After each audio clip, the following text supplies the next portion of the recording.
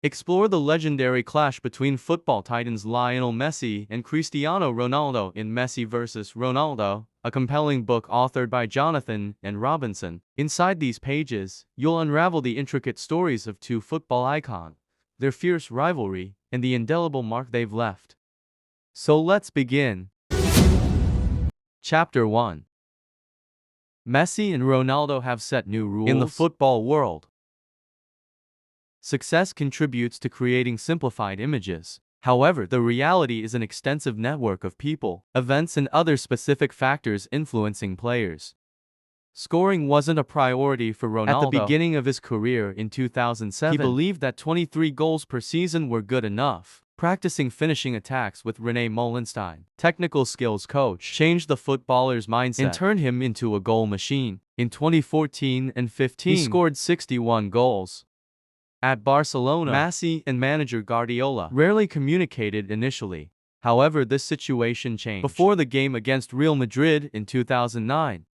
Matches between these two teams are so significant and long-awaited that they have a particular name, El Clásico. The manager called the footballer at 10 p.m. to share his eureka moment. He had decided to play Messi behind the central strikers. It became a defensive factor in Barcelona's 6-0 victory.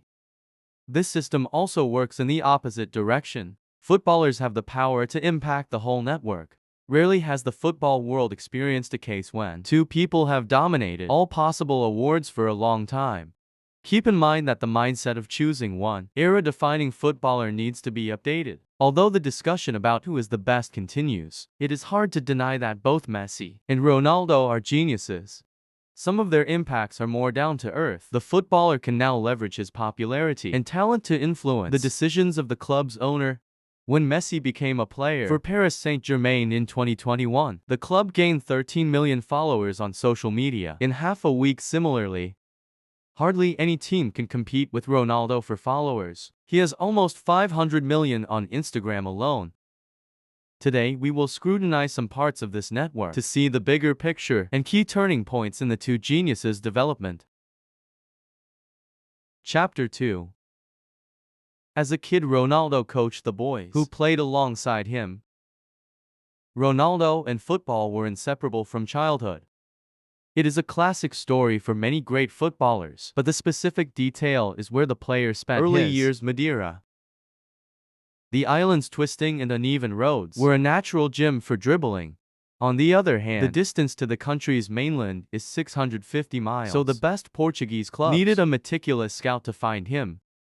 Fortunately, Sporting Lisbon had Aurelio Pereira, whose gift was recognizing talent from details others neglected. With his help, players from Luis Figo to Jorge Cadet joined the team. In addition, Pereira's resourcefulness was incredible. He turned Sporting's 90,000 members into his assistants. In a letter to each member, he asked them to write about skillful kids in their area. As a result, the database was immense. Pereira's idea was vital, as the club needed more money to hire at least 2 assistants for scouting. Yet at the same time, it required talented players. Like other Portugal teams, Sporting couldn't afford to buy football stars. Pereira treated every recommendation attentively, including a call from Madeira about Ronaldo. As it was difficult for kids from the island to adjust to the mainland, Pereira had doubts. The dimension of nationality, for which Ronaldo played at the time, was crucial. They recently had some negotiations with the club. When the scout saw this kid's game, he knew he was born for stardom. His control of the ball was immense, but it wasn't what stunned Pereira the most. Keep in mind that even as a kid, Ronaldo played and coached on the field. Other boys heeded his advice on where to pass and which position to take. Nevertheless, Sporting's academy could have been a better place. Ronaldo's Madeiran accent made him a target for bullying, making him miss his island and feel lonely. Also, Ronaldo was so skinny that almost any player could bring him down. He was sick and tired of it, and decided to work out as much as possible. The Claw didn't approve of his overwork. Anytime Ronaldo sneaked onto a treadmill, trained in the shower, or used oranges as balls, he got caught. Still, after some time out, muscling him became a challenge. Chapter 3. Tiny in the locker room, Messi has been a giant on the field. When Messi entered the football field in the Argentine city of Rosario, he outplayed other kids as if they were toddlers. His dribbling and sense of rhythm seemed encoded in his genes. Still, Leo was too short, and the family turned to an endocrinologist. Injections of growth hormones could help, yet treatment was costly, especially when health insurance in Argentina was in crisis. However, when Messi's father started to reveal his talents as an agent, persuading teams to pay the bills was easy. In his hometown, Messi was a star. The local newspaper even asked him a couple of questions. He didn't wait for the calls from agents for long. One of them was from Barcelona. When Leo arrived at the club's youth academy of La Masia for a tryout, Charlie Rexach, sporting director, was in Sydney. While waiting, the boy played with other kids from La Masia soon. The whole academy gathered to watch his performance. The boys were taught to pass the ball to score, while Messi could dribble past 5 players. Rexach was astonished by the contrast. Timid and tiny, Messi transformed into a fearless winner on the field. In the beginning, kids laughed at Leo's Argentine accent, strengthening his habit of isolating himself and relaxing with PlayStation. Yet all of them felt that the boy was special. Let Messi nurtured the kids' skills and let the philosophy of positional play become a part of them. Adapting to the style and preserving uniqueness took time, but Messi's team was soon considered the best in the academy's history. At that time, Barcelona was among the most fantastic places for young athletes. The Summer Olympics 1992 spread the appreciation of sport everywhere. Competitions, Olympic venues, and other activities created an inspiring atmosphere.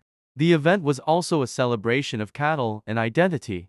Did you know half of Barcelona's players, at age 18 or 19, are university students? The highest number compared to other top European clubs. Chapter 4.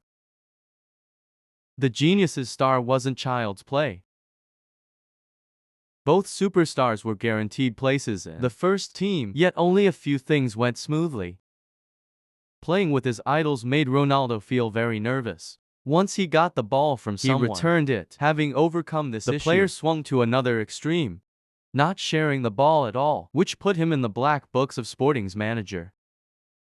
Yeah, the need to replace a disqualified footballer gave Ronaldo a chance to show himself. The condition was to use step-overs, pretending to go in a particular direction while running in the opposite direction, and other dribbling moves, less often soon. Manchester United became interested in Ronaldo. In a match between Manchester United and Sporting, Cristiano crushed the defenders, and the players came into the locker room with a migraine.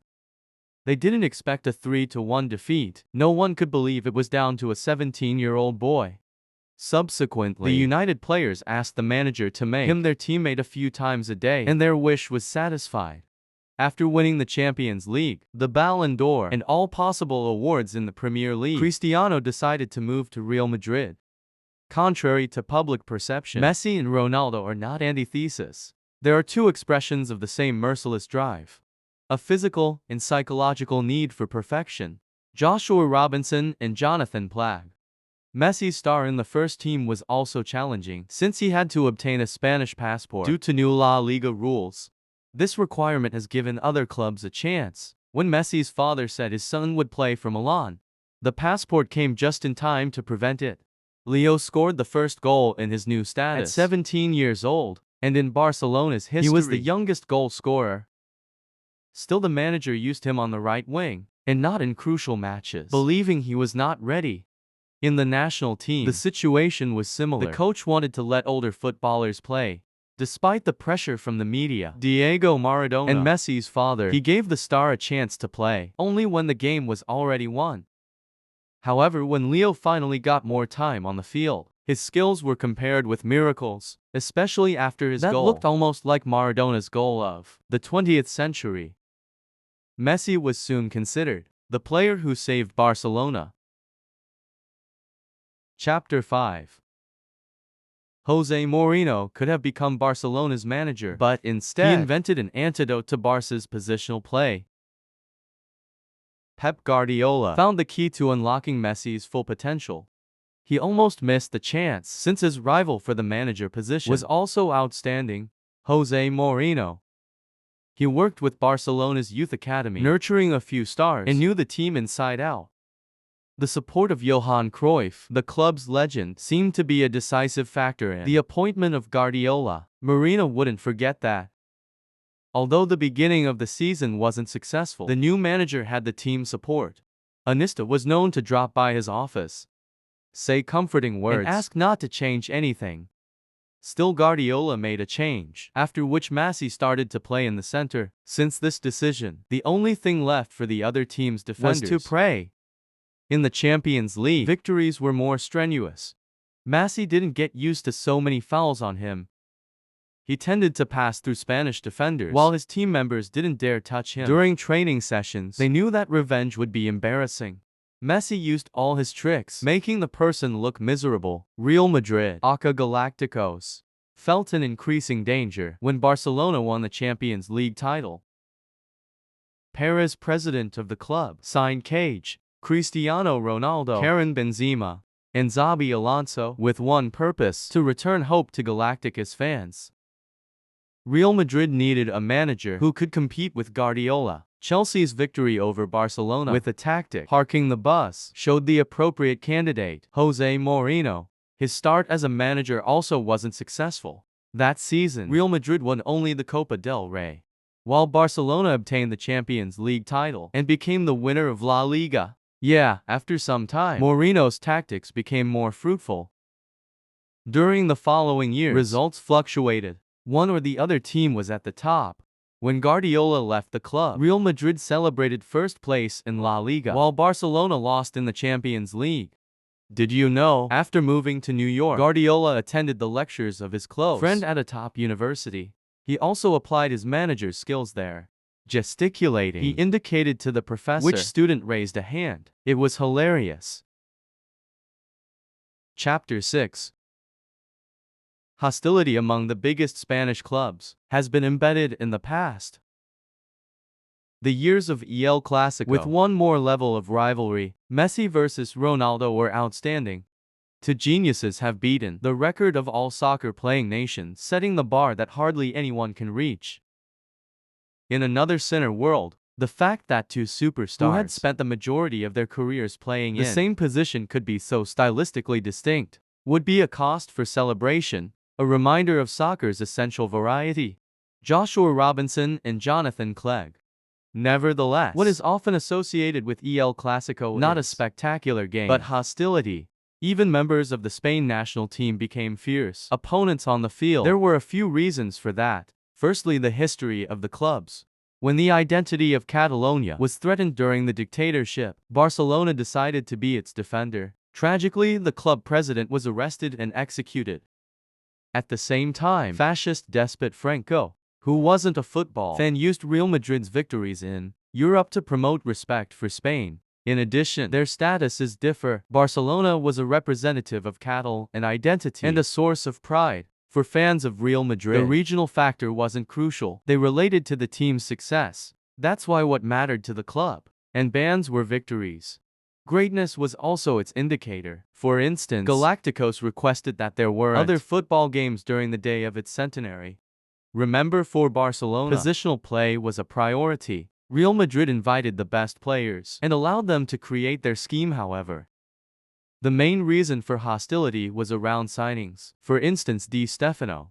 His rides were the possession of one team, but he played for another. They all agreed to sign the footballer to Galacticos and Barcelona, respectively. The Spanish state supported Real Madrid, as the team in contact had the rights, but FIFA suggested sharing the player. Finally, Barca decided to let Galacticos have players' rights, which was a huge mistake. Di Stefano led Real Madrid to glory.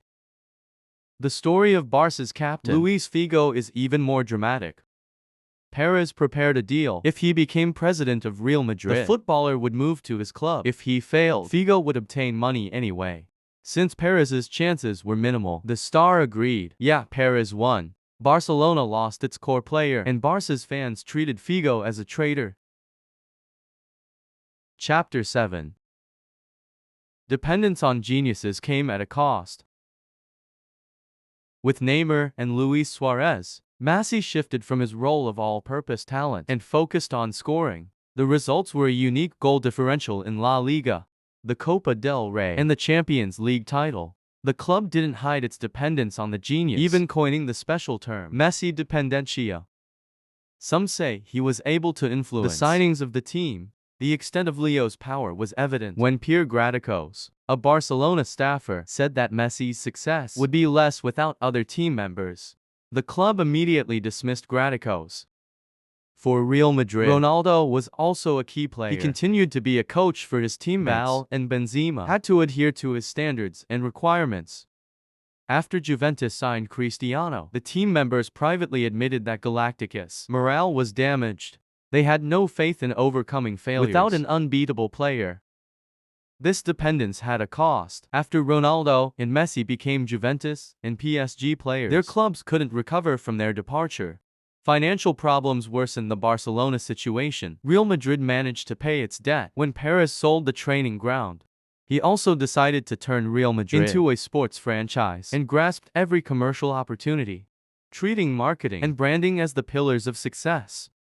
Paris signed stars and generated wealth from their popularity. Although Barcelona also made the most of its branding, it didn't get rid of its debt, which was the root of future problems. However, a tendency to turn the club into a brand launched dramatic changes in the football world earlier.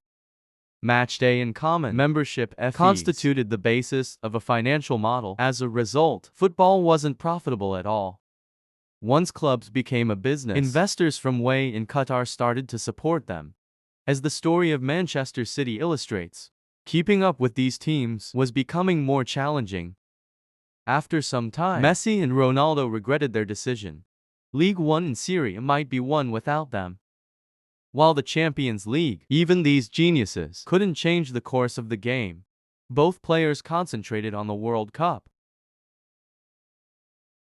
Conclusion: Ronaldo and Messi are era-defining players, whose talents have forever changed football, raising the standards to unseen heights. Each of them has gradually evolved into the greatest goal scorer in history. Before training sessions with Molenstein, Ronaldo was a winger who didn't focus on finishing attacks. Messi found out how to realize his full potential only with Guardiola. At the same time, the two footballers have been working for years on personal transformations, overcoming slimness or timidness. Both have always strived to surpass themselves and continue doing it, astonishing fans who expect them to be out of shape by now. It is proof of their willpower, perfectionism, persistence, and resilience. So despite their different play styles, Messi and Ronaldo have more in common than meets the eye. Their stories aren't limited to praise and achievements, and are full of ups and downs. Despite spectacular performances and indispensability at Barcelona, Messi received criticism for the national team's failures. Ronaldo suffered a storm of criticism while playing for Manchester United, even after his return to the club. Now both geniuses have a unique chance to win the title they lack, the World Cup, while we can relish the opportunity to watch living legends play. Try this: some of Ronaldo's and Messi's habits are helpful in daily life. For instance, you don't have to go to the gym to work out. Like Cristiano, you may utilize things that are around you. For example, instead of a treadmill, use stairs everywhere you go. Leo has never stopped scoring in the game, even when his team wins 15-0. Try to do a bit more than you planned. Read one extra page or practice language half an hour longer than usual. You can do it. To watch more or subscribe,